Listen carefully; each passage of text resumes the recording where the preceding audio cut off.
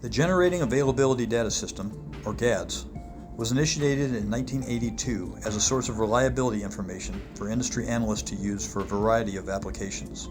But far too often, for the people that enter that data, it's just random numbers on nebulous systems. But does it have to be that way? All these cause codes, all this equipment, all these power plant systems, what does it all mean? Hi, I'm Danny Small, and this is John Twitty Energy Center in Springfield, Missouri. Today we're going to take a brief tour around the station, and I'm going to show you some examples of equipment you'll be making GADS entries about. It's obviously impossible to make this all-inclusive, but it should offer a good starting point. Following this training, you'll want to get out of your office and go talk to your plant personnel. Ask them questions. They'll be glad to show you around and explain to you what they do. I'm going to start with some Power Plant 101. This is an illustration of a fossil fuel-fired steam power plant. We'll start at the generator because that's the sole purpose of this equipment and all the personnel at the plant, to spin that generator and push electrons out onto those power lines and to our customers. A generator is simply a magnet spinning inside of a large coil of wire. As the magnet spins, it pushes and then pulls electrons in the coil of wire. This rapid to and fro electron movement is known as alternating current. We change the direction of electron flow 60 times every second. This is known as 60 Hz AC, or alternating current.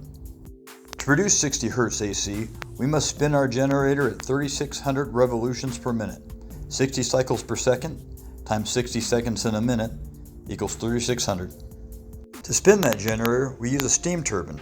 A steam turbine is simply a bunch of large metal pinwheels all hooked together and pushed with steam. The steam is generated in the boiler, then flows to the high pressure turbine.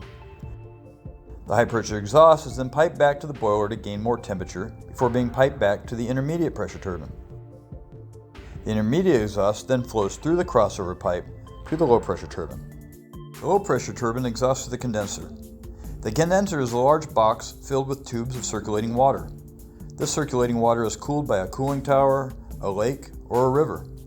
Your condensers may even be air-cooled. When the exhaust steam comes into contact with these cold tubes of circulating water, it condenses. Consider a pot of boiling water. That same water, once steam, can fill a room. When condensing steam, it now takes up less volume, thus creating a vacuum effect as the steam condenses. Engineering then has taken our plant's greatest heat loss and used it to increase turbine efficiency because it increases the pressure differential across our turbine blades. We rely on this system so much that if this condenser vacuum is lost due to air in leakage, the loss of a circulating water pump, etc., the turbine will trip and you'll find yourself making a U1 GADS entry. The boiler is a large box or room with the walls constructed of pipes or boiler tubes. These tubes are called water wall tubes. Water flows upward through these tubes, absorbing heat from the giant fireball in the center of the boiler firebox. This hot water then enters the steam drum, where much of it flashes to steam. This steam goes through moisture separators. Any moisture falls and collects in the steam drum. This water then falls down downcomer pipes to the bottom of the boiler, where it starts again, up the water walls. The steam in the steam drum flows upward and out through pipes routing it to bundles of hanging tubes that hang directly over the fireball in the furnace. This is known as the superheat section. Here steam is heated to a temperature much higher than saturation temperature. This superheating is necessary to ensure our steam doesn't condense back to water in our turbine, even as it's giving up much of its energy to spin the turbine and the attached generator. After our steam is tripped through each of our turbines, it falls into the condenser to be condensed. This condensed water is then pumped from the condenser hot well back towards the boiler by the condensate pumps in the condensate system. On its way, the condensate travels through heaters where it gains temperature before finally arriving at the deaerator. The deaerator, or DA, is not only a large heater, but is also very high above most of the other plant equipment. This provides suction head pressure to the bore feed pumps in the feed water system. These pumps need extra suction head because they have a difficult task of pumping water back into the boiler. Air and fuel are fed to the firebox of the boiler by the use of fans and pulverizers. Forced draft fans push air into the boiler. Induced draft fans pull air from the boiler and send it up the stack.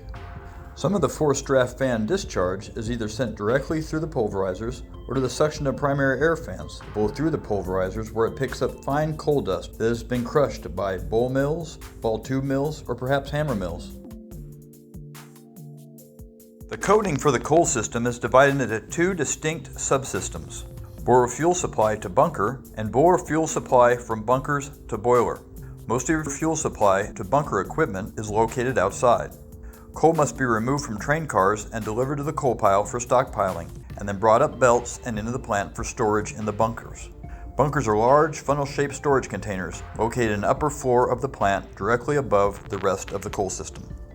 The boiler fuel supply for bunkers to boiler system begins at the bunkers, passes through feeders that provide a means of controlling coal flow from bunkers to pulverizers, or mills, and then through the mills, through coal pipes and to the furnace through burners on the walls of the furnace. Believe it or not, nearly half of this plant's footprint is covered by pollution control equipment.